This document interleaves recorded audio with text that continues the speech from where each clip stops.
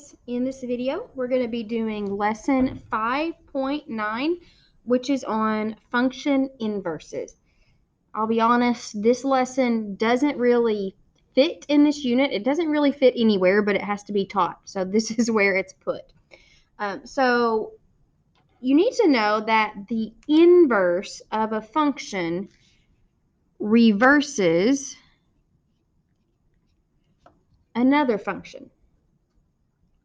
It's denoted as f inverse of x.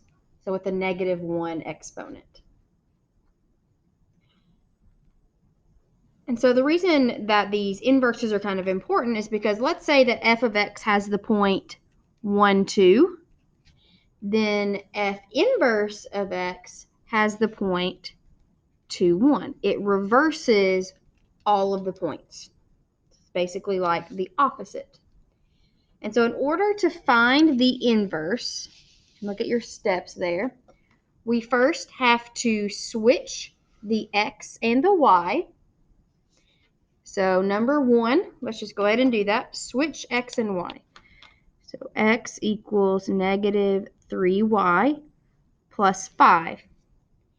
And then you solve for y. So then we have to get the y by itself. So subtract 5 from both sides. This becomes x minus 5 equals -3y. And then we divide by -3.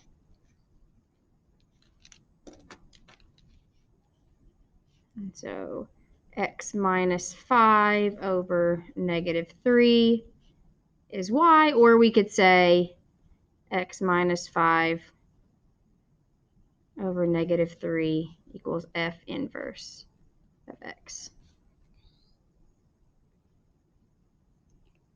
And that's it. Some of them are a little harder than others. So number 2, we would write this as x equals -1 minus y squared. Then we add 1 to both sides. So x plus 1 equals -y squared. Caitlin Callahan, Isaac McQuarrie, please call the office. So then we divide by -1.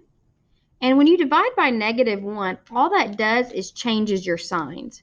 So this becomes -x minus 1 equals y squared. And to get y by itself, we take the square root of both sides.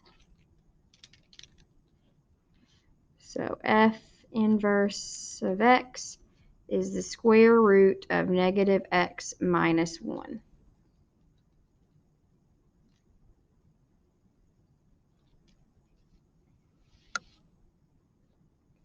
Number 3, we switch. X equals -y to the 5th minus 3. We add 3 to both sides, giving us x plus 3 equals -y to the 5th. And then we divide by -1. That becomes -x minus 3 equals y to the 5th. Now this one, we don't take the square root, we take the 5th root. We take the 5th root of both sides. So f inverse of x equals the 5th root of -x minus 3.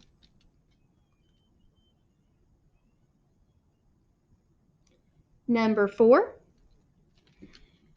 x equals the square root of y minus 3 plus 2.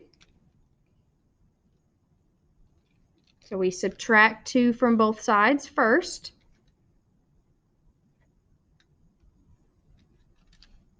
X minus 2 equals the square root of y minus 3.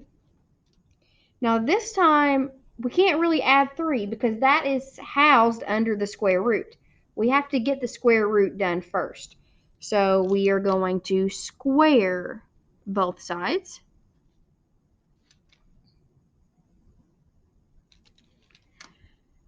So x minus 2 squared equals y minus 3.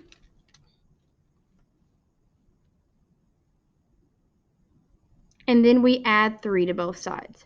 Now this plus 3, I don't add that to the minus 2 because that's kind of in parentheses and being squared. When we rewrite it, it's like this, x minus 2 squared plus 3, or f inverse of x equals x minus 2 squared plus 3.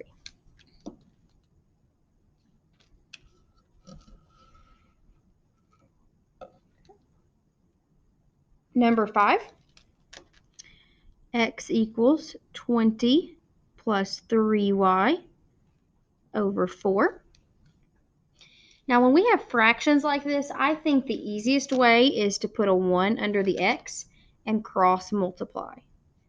So 20 plus 3y times 1 is just 20 plus 3y equals 4 times x is 4x. And then we subtract 20 from both sides, giving us 3y equals 4x minus 20. And then we would divide by 3.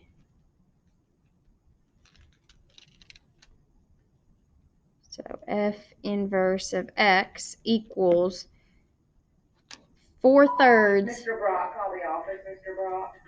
That's a repeating decimal, so just leave it as 4 thirds and then minus 20 thirds. If it doesn't come out as a nice neat decimal, leave it as a fraction. All right, and the last one. X equals the 5th root of y minus 3. Now I can't add 3 yet because that's housed under the 5th root. So we have to raise both sides to the 5th power. So x to the 5th equals y minus 3. So 5th root raised to the 5th power, those just cancel. And you only have what was under the radical. And then we add 3 to both sides. So f inverse of x equals x to the 5th plus 3. If you have any questions, don't hesitate to ask. Have a good day.